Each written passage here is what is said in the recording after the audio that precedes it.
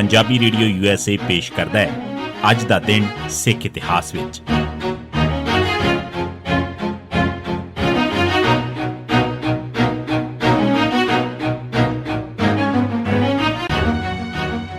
ਸਿੱਖ ਇਤਿਹਾਸ ਦੀਆਂ ਘਟਨਾਵਾਂ 'ਚ 20 ਜੁਲਾਈ ਦਾ ਦਿਨ 1652 ਗੁਰੂ ਹਰਕ੍ਰਿਸ਼ਨ ਸਾਹਿਬ ਦਾ ਪ੍ਰਕਾਸ਼। ਸਿੱਖ ਤਵਾਰੀਖ 'ਚ ਸਭ ਤੋਂ ਘੱਟ ਉਮਰ 'ਚ 2.5 ਸਾਲ ਤੋਂ ਵੀ ਘੱਟ ਦੇ ਨਿੱਕੇ ਜਿਹੇ ਅਹਿਦ 'ਚ ਇੱਕ ਅਹਿਮ ਰੋਲ ਅਦਾ ਕਰਨ ਵਾਲੇ ਗੁਰੂ ਹਰਕ੍ਰਿਸ਼ਨ ਸਾਹਿਬ ਨੇ ਗੁਰੂ ਹਰਰਾਏ ਸਾਹਿਬ ਦੇ ਸਪੁੱਤਰ, ਗੁਰੂ ਹਰਗੋਬਿੰਦ ਸਾਹਿਬ ਦੇ ਪੜਪੋਤਰੇ ਤੇ ਗੁਰੂ ਤੇਗ ਬਹਾਦਰ ਸਾਹਿਬ ਦੇ ਵੱਡੇ ਭਰਾ ਬਾਬਾ ਗੁਰਦਿੱਤਾ ਜੀ ਦੇ ਪੋਤਰੇ ਗੁਰੂ ਹਰਕ੍ਰਿਸ਼ਨ ਸਾਹਿਬ ਦਾ ਪ੍ਰਕਾਸ਼ 20 ਜੁਲਾਈ 1652 ਦੇ ਦਿਨ ਕੀਰਤਪੁਰ ਸਾਹਿਬ 'ਚ ਮਾਤਾ ਸੁਲੱਖਣੀ ਦੇ ਘਰ ਹੋਇਆ। ਗੁਰੂ ਹਰਕ੍ਰਿਸ਼ਨ ਸਾਹਿਬ ਗੁਰੂ ਹਰਰਾਏ ਸਾਹਿਬ ਦੇ 3 ਬੱਚਿਆਂ 'ਚੋਂ ਸਭ ਤੋਂ ਨਿੱਕੇ ਬਾਲ ਸਨ। ਕੁਝ ਕਿਤਾਬਾਂ 'ਚ ਆਪ ਦਾ ਜਨਮ 1656 ਲਿਖਿਆ ਹੋਇਆ ਵੀ ਮਿਲਦਾ ਹੈ। ਅਜਿਹਾ ਜਾਪਦਾ ਹੈ ਕਿ ਆਪ ਨੂੰ ਬੜੀ ਹੀ ਨਿੱਕੀ ਉਮਰ 'ਚ ਮਹਾਨ ਹਸਤੀ ਸਾਬਤ ਕਰਨ ਵਾਸਤੇ ਅਸਲ ਉਮਰ ਤੋਂ ਵੀ ਛੋਟਾ ਲਿਖਿਆ ਗਿਆ ਹੋਵੇਗਾ। 1950 ਅਕਾਲੀ ਦਲ ਨੇ MLAs ਤੇ MPs ਨੂੰ ਕਾਂਗਰਸ 'ਚੋਂ ਬਾਹਰ ਆਉਣ ਵਾਸਤੇ ਹੁਕਮ ਦਿੱਤਾ। 1947 'ਚ ਸ਼੍ਰੋਮਣੀ ਅਕਾਲੀ ਦਲ ਸਿੱਖਾਂ ਦੀ ਇੱਕੋ ਇੱਕ ਵਾਹਿਦ ਨੁਮਾਇੰਦਾ ਜਥੇਬੰਦੀ ਸੀ। ਗਿਆਨੀ ਕਰਤਾਰ ਸਿੰਘ ਅਕਾਲੀ ਦਲ ਦੇ ਪ੍ਰਧਾਨ ਸਨ।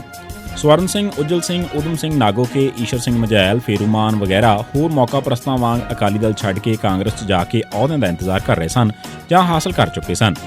ਇਸ ਹਾਲਤ 'ਚ ਗਿਆਨੀ ਕਰਤਾਰ ਸਿੰਘ ਵੀ ਵਜ਼ੀਰੀ ਦੇ ਚਾਹਵਾਨ ਸਨ। ਉਹਨਾਂ ਨੇ ਅਕਾਲੀ ਦਲ ਦੀ ਵਰਕਿੰਗ ਕਮੇਟੀ ਤੋਂ 17 ਮਾਰਚ 1948 ਨੂੰ ਆਪਣੇ ਪੰਜਾਬ ਅਸੈਂਬਲੀ ਤੇ ਪਾਰਲੀਮੈਂਟ ਦੇ ਮੈਂਬਰਾਂ ਨੂੰ ਕਾਂਗਰਸ 'ਚ ਸ਼ਾਮਲ ਹੋ ਜਾਣ ਲਈ ਮਤਾ ਪਾਸ ਕਰਵਾਇਆ। ਇਸ ਮੌਕੇ ਤੇ ਮਾਸਟਰ ਤਾਰਾ ਸਿੰਘ ਤੇ ਕੁਝ ਹੋਰ ਆਗੂ ਇਸ ਵਾਸਤੇ ਰਾਜ਼ੀ ਨਹੀਂ ਸਨ ਹੋਏ, ਪਰ ਉਹਨਾਂ ਨੇ ਫੁੱਟ ਤੋਂ ਡਰਦਿਆਂ ਕੋਈ ਕਾਰਵਾਈ ਨਾ ਕੀਤੀ।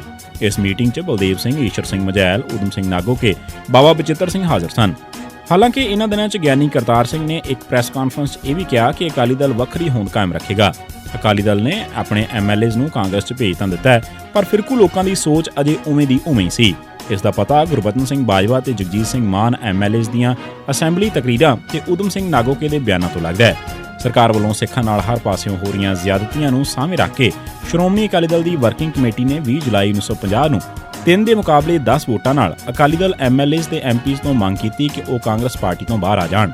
1960 ਅਕਾਲੀ ਦਲ ਨੇ ਸਿੱਖਾਂ ਨੂੰ ਕਿਹਾ ਕਿ ਉਹ ਆਪਣੇ ਨਾਂ ਨਾਲ ਪਿਤਾ ਦਾ ਨਾਂ ਗੁਰੂ ਗੋਬਿੰਦ ਸਿੰਘ ਸਾਹਿਬ ਤੇ ਵਾਸੀ ਅਨੰਦਪੁਰ ਸਾਹਿਬ ਲਿਖਵਾਉਣ।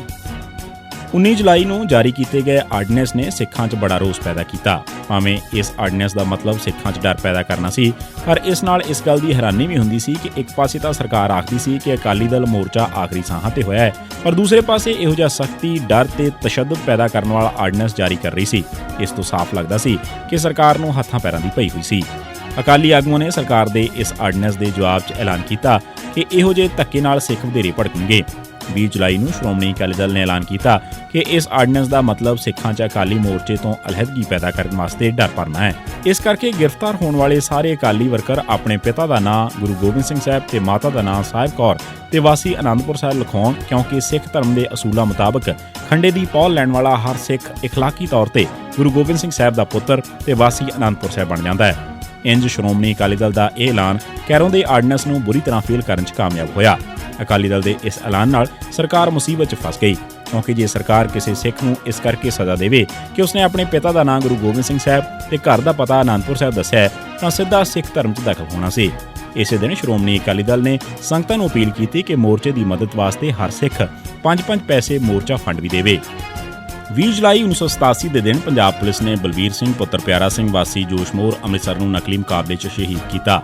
20 ਜੁਲਾਈ 1988 ਦੇ ਦਿਨ ਪੰਜਾਬ ਪੁਲਿਸ ਨੇ ਬਲਬੀਰ ਸਿੰਘ ਕਪੂਰਥਲਾ, ਦਵਿੰਦਰ ਸਿੰਘ ਪਿੰਕਾ ਤੇ ਬੱਗਾ ਸਿੰਘ ਕੋਹਾੜ ਨੂੰ ਮੁਕਾਬਲੇ 'ਚ ਸ਼ਹੀਦ ਕੀਤਾ।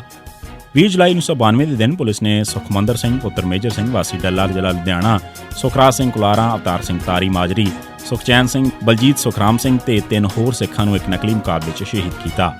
ਇਹ ਸੀ ਸਿੱਖ ਇਤਿਹਾਸ ਦੀਆਂ ਘਟਨਾਵਾਂ 'ਚ 20 ਜੁਲਾਈ ਦਾ ਦਿਨ। ਸੁਣਦੇ ਰਹੋ ਪੰਜਾਬੀ ਰੇਡੀਓ USA।